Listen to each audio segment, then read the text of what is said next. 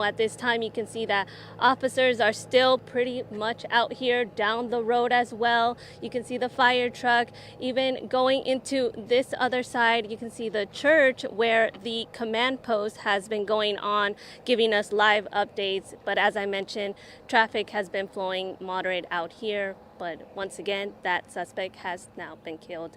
Going back over to you in the studio, Michael, reporting live in Porterville, Maria Celeste Alfaro, Eyewitness News.